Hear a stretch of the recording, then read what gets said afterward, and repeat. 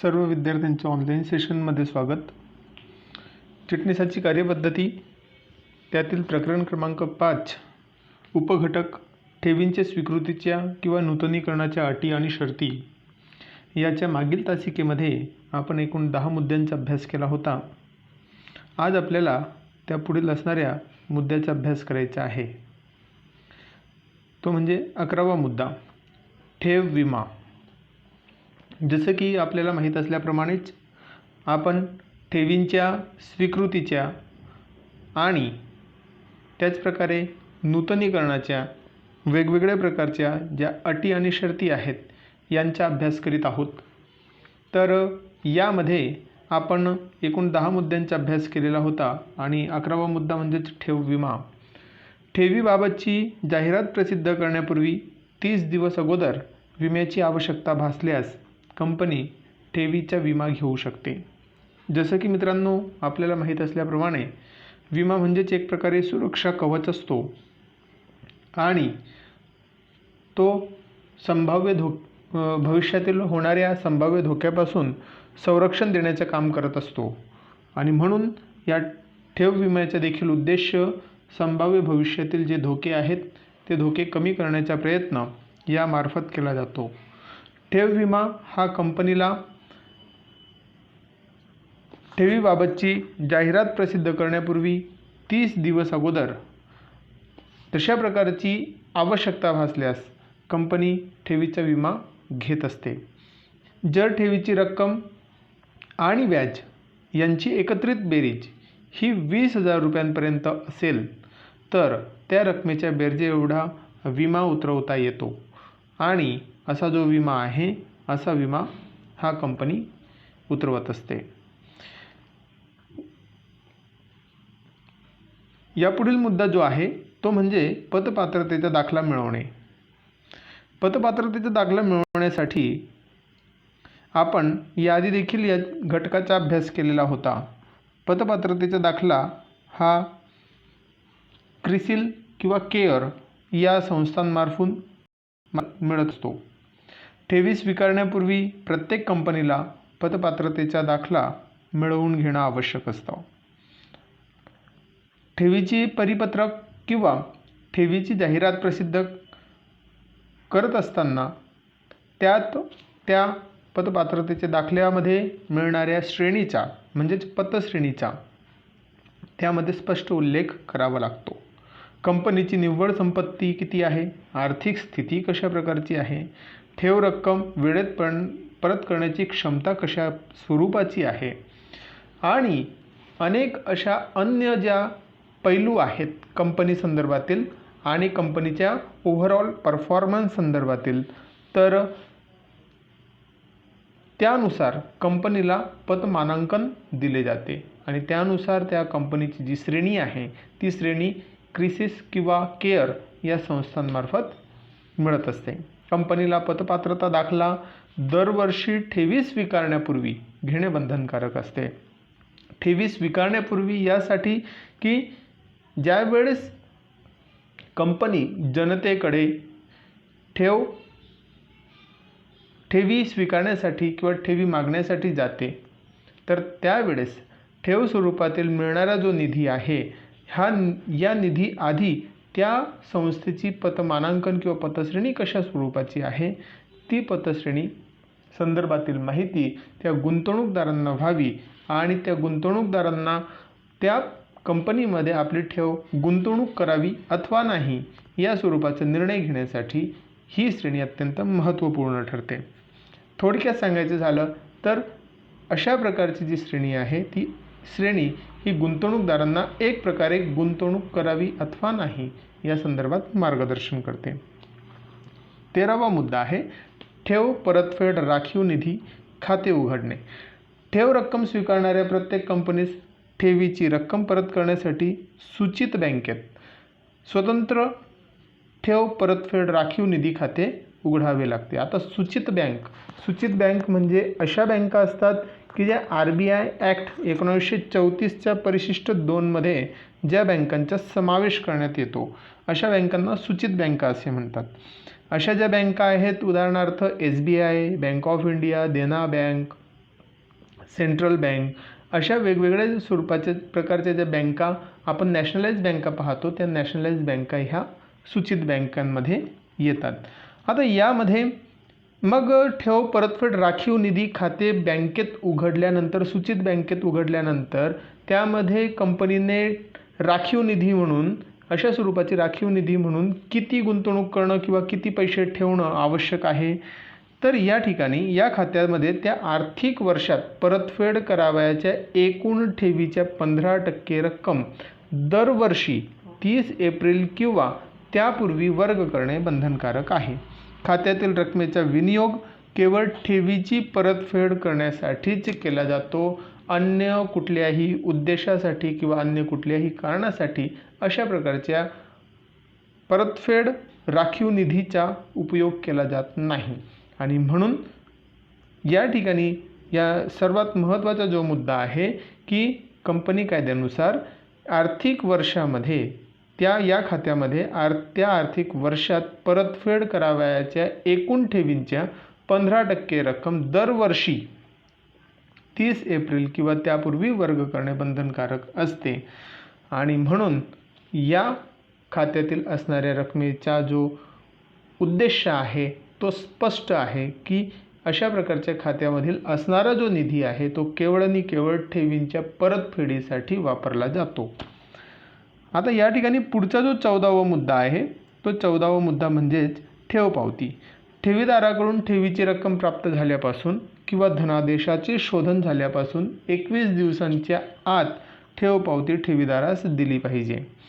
या पावतीत ठेवीदाराचे नाव, पत्ता, ठेवीची रक्कम, व्याजदर, ठेवीचा परतफेड दिनांक इत्यादी तपशील नोंदवण्यात येतो. या पावतीवर संचालक मंडळाने ज्या अधिकाऱ्यास स्वाक्षरी करण्याचा अधिकार दिलेला असेल त्याची स्वाक्षरी आणि कंपनीचा शिक्का उमटवण्यात येतो आणि ती पावती ही ठेवीधारकाला दिली जाते, म्हणजेच ठेवीदाराला दिली जाते. या ठेव पावतीमध्ये ठेवी संदर्भातील आणि ठेवीदारासंदर्भातील संपूर्ण इत्थंभूत माहिती ही दिलेली असते. त्याचप्रकारे सही शिक्का अधिकार ज्या व्यक्तीला ठेव पावतीवर सही करण्याचा अधिकार दिलेला असेल त्या व्यक्तीची स्वाक्षरी शिक्क्यानिशी ही दिलेली असते. म्हणजेच या ठिकाणी हे जे दस्तऐवज असतं या दस्तऐवजाला वेटेज प्राप्त होतं आणि त्यामुळे ही जी ठेव पावती आहे ती ठेव पावती ही कंपनीकडून ठेवीदाराला देण्यात येणारे एक महत्त्वाचं दस्तऐवज आहे. कोणाच्या बदल्यामध्ये तर कंपनीत त्या ठेवीदाराने ठेवल्याच्या बदल्यात. आता या पुढचा जो महत्त्वाचा मुद्दा तो म्हणजे ठेवीची नोंदवही. कंपनीने स्वीकारलेल्या ठेवींसाठी किंवा नूतनीकरण करण्यात आलेल्या ठेवीसाठी स्वतंत्र ठेव नोंदवही नोंदणीकृत कार्यालयामध्ये ठेवणे बंधनकारक आहे. या वहीत ठेवी स्वीकारल्यापासून 7 दिवसांच्या आत ठेवीदारांच्या नोंदी केल्या पाहिजेत. म्हणजेच असंख्य असे जे ठेवीदार आहेत त्या ठेवीदारांची जी नोंद आहे ती एका नोंदवहीमध्ये ठेवणं आवश्यक असतं. आणि त्यामुळे ज्या दिवशी ठेवीदाराने आपली ठेव हे कंपनीत ठेवलेली आहे त्या दिवसापासून 7 दिवसांच्या आत त्या ठेवीदारांची नोंद त्या रजिस्टरमध्ये त्या नोंदवहीमध्ये होणं बंधनकारक आहे. 16वा मुद्दा आहे ठेव विवरणपत्र.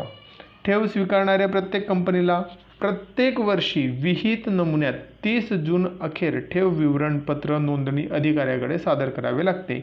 या विवरणपत्रात 31 मार्च अखेरच्या ठेवीच्या सर्व नोंदी करण्यात येतात. म्हणजेच विवरणपत्रामध्ये काय समावेश असेल तर 31 मार्च अखेरपर्यंत म्हणजे आर्थिक वर्ष संपतं त्या दिवसापर्यंत कोणकोणत्या गुंतवणूकदारांनी किंवा ठेवीदारांनी आपल्या कंपनीमध्ये ठेवी ठेवलेल्या आहेत, किती ठेवी ठेवलेल्या आहेत, त्यांची एकूण रक्कम किती आहे, त्यांना एकूण व्याज किती द्यावा लागणार आहे, अशा प्रकारची जी संपूर्ण विवरण आहे तो संपूर्ण तपशील हा नोंदणी अधिकाऱ्याकडे 30 जून अखेरपर्यंत ठेव विवरणपत्र नोंदणी अधिकाऱ्याकडे सादर करावा लागतो. आणि हे प्रत्येक वर्षी करावं लागतं. एक वर्षी पहिल्या वर्षी केलं, दुसऱ्या वर्षी केलं नाही असं चालत नाही. तर तो प्रत्येक वर्षी प्रत्येक कंपनीला, जी कंपनी ठेव स्वीकारते अशा कंपनीला ते ठेव विवरणपत्र हे नोंदणी अधिकाऱ्याकडे सादर केलं जातं. पुढचा मुद्दा आहे व्याज. ठेवीची परतफेड ही ठेव मुदत संपल्या अगोदर केले जात असेल तर अशा वेळी RBIने निश्चित केलेल्या व्याज दरापेक्षा 1% व्याजदर कमी आकारण्यात येते किंवा कमी करण्यात येते. म्हणजेच कंपनीला ठेवी ह्या परत कराव्या लागतात. ठेवीची मुदत संपलेली असेल आणि ठेवीची मुदत संपण्या अगोदरच कंपनीने त्या ठेवींचं व्याज आणि ती ठेवची मुद्दल रक्कम ही दोघंही ठेवीदाराला परत केलेली असेल तर अशा वेळेस 1% व्याजदर हे कमी देण्यात येतं, म्हणजे कमी करण्यात येतं. आणि 1% व्याजदर कमी करून जेवढं व्याज असेल तेवढं व्याज हे ठेवीदाराला देण्यात येतं. हा जो नियम आहे तर हा नियम कंपनी कायद्यानुसार आहे. मात्र हे RBIने निश्चित केलेल्या व्याजदरापेक्षा RBI निश्चित करते की व्याजदर किती असावं ठेवीदारांचं, आणि म्हणून RBIने जेवढं पण व्याजदर निश्चित केलेलं असेल त्यापेक्षा 1% व्याजदर हे कमी आकारण्यात येतं. पण केव्हा? ज्यावेळेस कंपनी ठेवीची मुदत संपण्या अगोदरच ठेवीची रक्कम ही ठेवीदाराला देत असेल तर. त्याचप्रमाणे याउलट विचार केला तर ठेवीची मुदत संपलेली आहे आणि ठेवीदाराने ठेवीच्या रकमेची मागणी कंपनीकडे केलेली आहे, म्हणजेच अजूनपर्यंत ठेवीची मुदत संपल्यानंतर देखील कंपनीने ठेवीची रक्कम ही ठेवीदाराला दिलेली नाही. अशा परिस्थितीमध्ये काय? तर अशा परिस्थितीमध्ये कंपनीची परतफेड केली नसेल तर अशा थकीत ठेवींवर, अशा ठेवींनाच थकीत ठेवी असे म्हणतात. थकीत ठेवींवर कंपनीस दंडासह 18% दराने ठेव परतफेड करण्याच्या तारखेपर्यंत व्याज द्यावे लागते. म्हणजे 18% दराने दंड म्हणून कंपनीने ठेव ही दिलेली नाही, मुदत संपल्यानंतर देखील ठेव ही कंपनीला देता आली नाही, यासाठी कंपनीला तो दंड 18% सोसावा लागतो. आणि जोपर्यंत कंपनी ती ठेव देत नाही, पूर्णतः ठेव ही ठेवीदारांना देत नाही, तोपर्यंत 18% दराने ठेव परतफेड करण्याच्या तारखेपर्यंत कंपनीला व्याज भरावं लागतं आणि तो व्याज त्या ठेवीदारांना दिला जातो. पुढचा 18वा मुद्दा आहे अटी व शर्तींमध्ये बदल करण्याचा अधिकार. कंपनी प्रत्यक्ष किंवा अप्रत्यक्षरित्या ठेवी स्वीकारण्याच्या किंवा परतफेडीच्या अटी आणि शर्तींमध्ये कोणताही बदल करू शकत नाही. ठेव विश्वस्त करार आणि ठेव विमा करारानुसार ठेव स्वीकारण्याबाबतचे परिपत्रक किंवा जाहिरात प्रसिद्ध केल्यानंतरच कंपनीकडून ठेवीचा स्वीकार करण्यात येतो आणि त्यामुळे या ठिकाणी कंपनीला अशा कुठल्याही प्रकारचा अधिकार नसतो. एक वेळेस ठेव ही स्वीकारली गेली तर प्रत्यक्ष अप्रत्यक्षरित्या कोणत्याही स्वरूपामध्ये, कुठल्याही नियमामध्ये किंवा कुठलाही नियम हा कंपनीला डावलता येत नाही किंवा अटी आणि शर्ती ज्या आहेत त्या अटी आणि शर्तीच्या बंधनात राहूनच कंपनीला असा व्यवहार करावा लागतो. 19 आर्थिक विवरणाबाबत खुलासा करणे. जर कंपनीस ठेवी या संचालकांकडून प्राप्त झालेल्या असतील तर त्याबाबतचा खुलासा अथवा माहिती आर्थिक विवरणपत्रात करावी लागते. जर कंपनी खाजगी असेल आणि तिच्या संचालकांनी नातेवाईकांकडून ठेवी स्वीकारलेल्या असतील तर त्याची माहिती विवरणपत्रामध्ये स्पष्टपणे असणे बंधनकारक आहे. म्हणजेच आर्थिक विवरणपत्रामध्ये जे संचालकांकडून प्राप्त झालेल्या ठेवी असतील तर त्या ठेवींबाबत देखील, किंवा खाजगी कंपनी असेल तर खाजगी कंपनींमध्ये नातेवाईक असतील, मित्रमंडळी असतील, यांच्याकडून स्वीकारलेल्या ज्या ठेवी असतील तर त्यांची जी माहिती आहे ती आर्थिक विवरणपत्रामध्ये स्पष्टपणे असणे बंधनकारक आहे. तशा स्वरूपाची माहिती ही आर्थिक विवरणपत्रामध्ये असणं आवश्यक यासाठी आहे की हे जे आर्थिक विवरणपत्र आहे ते आर्थिक विवरणपत्र दरवर्षी हे आत्ताच आपण याआधी पाहिल्याप्रमाणे ठेवीचे जे आर्थिक विवरणपत्र आहे ते आर्थिक विवरणपत्र हे 30 जून अखेरपर्यंत हे संपूर्णतः नोंदणी अधिकाऱ्याकडे त्याची एक प्रत ही त्यांना द्यावी लागते आणि म्हणून नोंदणी अधिकाऱ्याकडे अशा प्रकारचे आर्थिक विवरणपत्र कशा स्वरूपाचे आहे आणि ठेवी किती स्वरूपाचे आहेत आणि ठेवींची जी मुदत आहे ती कशी ठरलेली आहे, त्यांच्यावर व्याजदर कशा प्रकारचे, या संपूर्ण बाबींचा उलगडा त्या विवरणपत्रामध्ये असतो आणि म्हणून आर्थिक विवरणपत्रामध्ये सखोल असं विवरण तपशील असणे बंधनकारक असते. शेवटचा मुद्दा 20 शिक्षा किंवा कारवाई. कंपनीच्या अधिकाऱ्याने कंपनी कायद्यातील तरतुदींचे ठेवी स्वीकारण्याबाबत उल्लंघन केल्यास आणि तो दोषी आढळल्यास शिक्षेस पात्र ठरतो. महाराष्ट्र सरकारने गुंतवणूकदाराच्या हिताचे संरक्षण करण्यासाठी ठेवीदार संरक्षण कायदा 1999 हा संमत केला. या कायद्याचे कंपनीने उल्लंघन केल्यास ती शिक्षेस पात्र ठरू शकते. तर मित्रांनो, या ठिकाणी जर कोणत्याही कायद्याच्या नियमाच्या अटीच्या अथवा शर्तीचा जर कंपनीने ठेवी स्वीकारण्यापासून तर ठेवी अदा करण्यापर्यंत, ठेवीची परतफेड करण्यापर्यंत काही उल्लंघन केलेले असेल तर अशा वेळेस कंपनी ही शिक्षेस पात्र ठरते. कंपनीमधील असणारे संबंधित अधिकारी हे शिक्षेस पात्र ठरू शकतात. कंपनीचे संबंधित असणारे संचालक हे शिक्षेस पात्र ठरू शकतात. म्हणून कुठल्याही प्रकारचे दोष किंवा कुठल्याही प्रकारचे नियमाचं उल्लंघन हे कंपनीला अथवा संबंधित अधिकाऱ्याला अथवा कंपनीच्या संबंधित संचालकांना हे करता येत नाही आणि केल्यास तो संबंधित व्यक्ती किंवा कंपनी शिक्षेस पात्र ठरते आणि ते देखील ठेवींचे संरक्षण कायदा 1999 हा महाराष्ट्र सरकारने गुंतवणूकदाराच्या हिताचे संरक्षण करण्यासाठी संमत केलेला कायदा आहे आणि या कायद्याचे कंपनीने उल्लंघन केल्यास कंपनी शिक्षेस पात्र ठरते. आणि म्हणून मित्रांनो, या ठिकाणी एकूण असे 20 मुद्दे आहेत. त्याखाली आपल्याला अधिक माहितीसाठी कर्ज आणि ठेवी यातील फरक आपल्याला दिलेला आहे. कर्ज म्हणजेच काय, तर मागता क्षणी किंवा लवकरात लवकर परत करण्याच्या अटीवर कंपनीने कर्जाऊ घेतलेली रक्कम, यालाच कर्ज असे म्हणतात. आणि ठेवी म्हणजे काय, तर ठराविक मुदतीनंतर परतफेडीच्या अटीवर स्वीकारलेली रक्कम होय. मग कर्ज आणि ठेवी यातील फरक आपल्याला निदर्शनास आलाच असेल की कर्ज म्हणजे काय, तर ती एक प्रकारची मागता क्षणी किंवा लवकरात लवकर परत करण्याच्या अटीवर कंपनीने कर्जाऊ घेतलेली रक्कम असते. तर ठेवीमध्ये काय आहे, तर एक ठेवींमध्ये ठराविक मुदत असते आणि त्या मुदतीनंतरच ती ठेव कंपनी त्या ठेवीदाराला परत करते. मात्र कर्जामध्ये अशा प्रकारची मुदतही नसते. या प्रकारे आपण हा जो महत्त्वाचा 5.2 उपघटक असलेला मुद्दा आहे, ठेवींचे स्वीकृती संदर्भातील किंवा नूतनीकरणासंदर्भातील अटी आणि शर्ती कोणकोणत्या असतात या संदर्भातील आपण मुद्द्यांचा अभ्यास केला. एकूण 20 मुद्दे या एका उपमुद्द्यामध्ये आहेत. तर हे सर्व मुद्दे आपण हे अभ्यास केलेले आहेत. याचा व्यवस्थित अभ्यास करा. परीक्षेमध्ये आपल्याला प्रश्न विचारला जाऊ शकतो.